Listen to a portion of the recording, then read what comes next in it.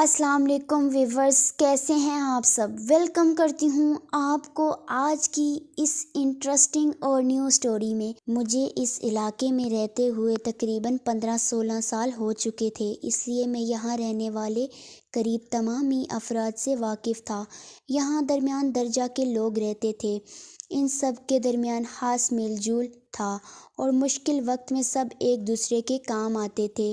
میں اپنی تعریف تو نہیں کروں گا، لیکن میں بھی بے لوث اور بے غرضانہ لوگوں کے کام آتا تھا اور حتی المکان محلے کے مسائل حل کرنے کی کوشش کرتا تھا، جس کی وجہ سے لوگ مجھ پر اعتماد کرتے تھے۔ میری اپنی فیملی بھی تھی، میرے بچے شادی شدہ اور میں پوتے نواسے والا تھا۔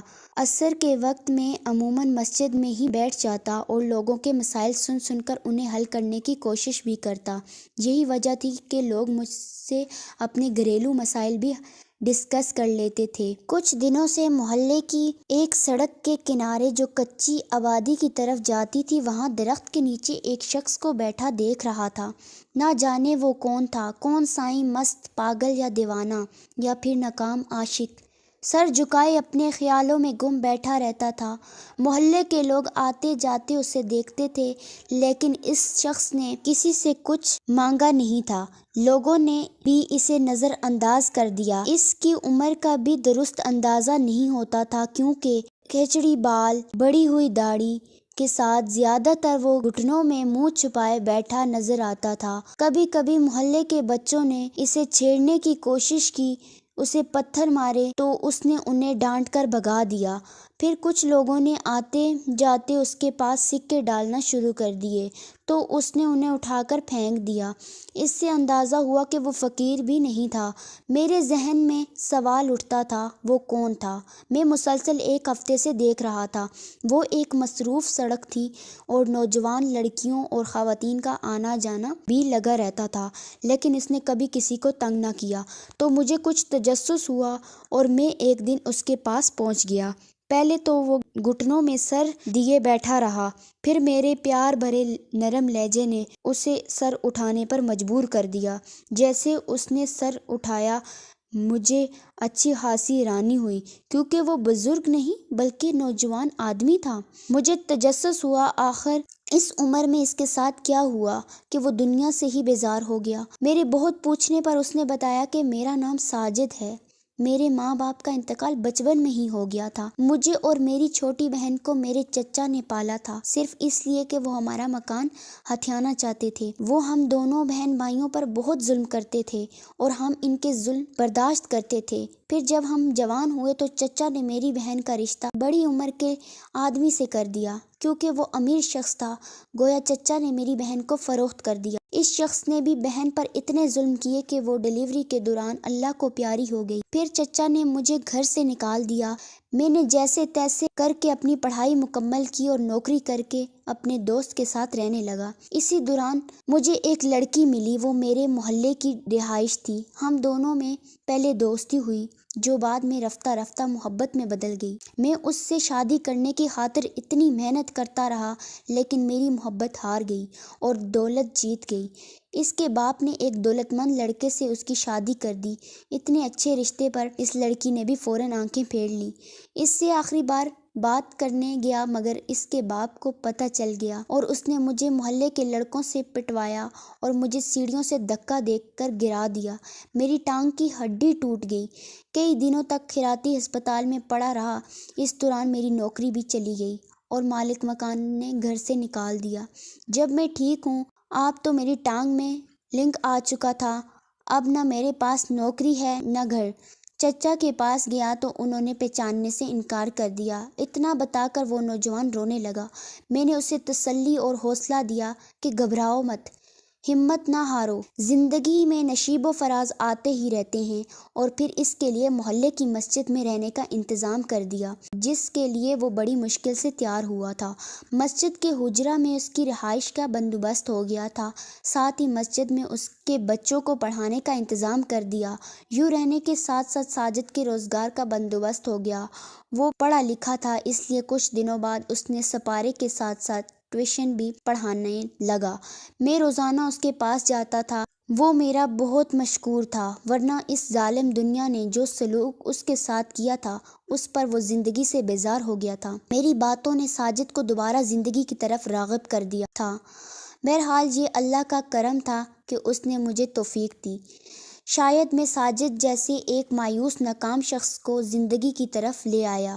وقت گزرتا رہا اور تقریباً 3 سال بیت گئے۔ ساجد شریف اور با اخلاق آدمی ثابت ہوا تھا اور اس دوران اس نے کبھی کسی کو شکایت کا موقع نہیں دیا تھا۔ اپنے کام سے کام رکھنا تھا اور روٹین کے مطابق زندگی گزار رہا تھا، اور روزانہ محلے کے کسی نہ کسی گھر سے اس کے لیے کھانا جاتا تھا۔ سپارہ پڑھانے کے لیے وہ پیسے نہیں لیتا تھا، لیکن ٹیوشن کے پیسے دلوا دیتا تھا۔ اپنی موجودہ زندگی سے مطمئن تھا۔ پڑھانے سے جو وقت بچتا تھا اس میں وہ ہوتا تھا اور اس کی کتابیں، حصول علم کی لگن تھی۔ البتہ شام میں وہ کبھی کبھار مسجد کے باہر ایک دکان کے پاس بیٹھ جاتا تھا۔ انہی دنوں محلے میں نئے کرایہ دار آئے۔ میاں بیوی اور ایک چھوٹا سا بچے پر مشتمل فل فیملی۔ بیوی عام گھریلو عورت تھی۔ میاں کسی فارم میں کام کرتا تھا، پڑھا لکھا تھا، معقول آمدنی تھی۔ بس ایک خرابی تھی، وہ غصے کا بہت تیز تھا، چھوٹی چھوٹی باتوں پر بھڑک جاتا اور بیوی پر خوب گرم ہوتا تھا۔ جب وہ غصے میں چلاتا تو اس کی آواز پڑوس میں بھی جاتی تھی۔ عورت خوش مزاج تھی، لہٰذا تھوڑے ہی عرصے میں پڑوسیوں سے اس کے بہت اچھے تعلقات ہو گئے۔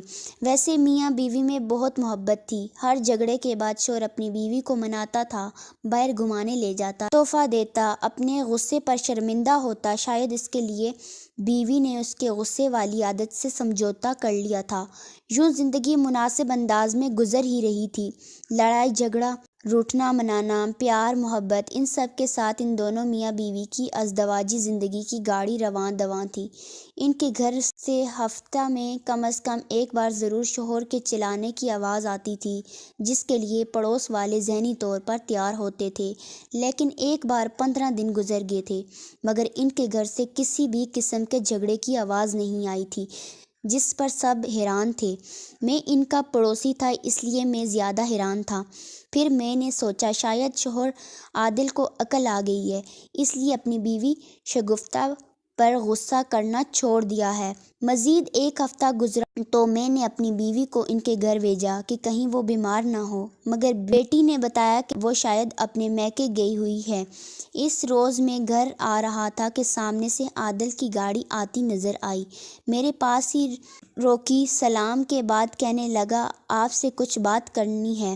ہاں ضرور میاں، کیا بات ہے؟ میں نے خوش دلی سے کہا۔ شاید اسے کوئی الجھن تھی جو اس کے چہرے پر عیاں تھی، کوئی ایسی بات جو وہ اپنے گھر میں بھی کسی سے نہ کرنا چاہتا ہو۔ وہ مجھے لے کر ایک قریبی ہوٹل آ گیا اور کہنے لگا شاکر صاحب، بات دراصل یہ ہے کہ وہ کہتے کہتے رک گیا۔ ارے میاں کیوں؟ بولو، آپ کو کیا مسئلہ ہے؟ بے فکر رہو، تمہاری بات کہیں نہیں جائے گی۔ شاباش، گھبراؤ نہیں، شاید ہمارے ذریعے سے تمہارا مسئلہ حل کر دے۔ میں نے اسے حوصلہ دیا تو اس کے چہرے پر کچھ اطمینان آیا۔ آپ تو جانتے ہیں میرے غصے کی عادت ہے اور غصے میں کچھ نہیں پتہ چلتا میں کیا بول رہا ہوں، پھر رکا۔ میں کوئی مداخلت نہیں کی اور اس کے دوبارہ بولنے کا منتظر رہا۔ اس دن حسن بھی مجھے غصہ آ گیا تھا۔ شگفتہ ویسے تو خاموش رہتی ہے، لیکن اس روز وہ بھی جواب دینے لگی۔ اس کے زبان چلانے پر مجھے مزید غصہ آ گیا اور میں نے اس سے غصے میں طلاق دے دی۔ میں اس کی بات سن کر ہکا بکا رہ گیا۔ میاں یہ کیا کر دیا؟ عادل شرمندہ اور نڈھال سا نظر آ رہا تھا۔ مجھ سے بڑی غلطی ہو گئی، اپنا گھر توڑنا نہیں چاہتا، میں شگفتہ سے بہت پیار کرتا ہوں۔ تو میاں اب کیا ہو سکتا ہے؟ تم نے تو اپنے ہاتھوں اپنا گھر خراب کر لیا، آخر اب کیا چاہتے ہو؟ میری سمجھ میں تو نہیں آ رہا، آپ بتائیں۔ اس نے پرامید نظروں سے میری طرف دیکھا۔ اب حلالہ کے سوا کیا راستہ ہے؟ میں تیار ہوں، وہ جھٹ بولا۔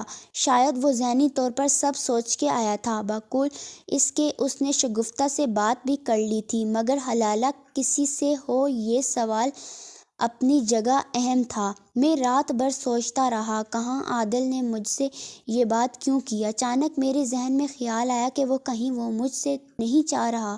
اس خیال کے آتے ہی میرا دل بیلیوں کی طرح اچھلنے لگا۔ سچ کے شیطان آتے دیر نہیں لگتی۔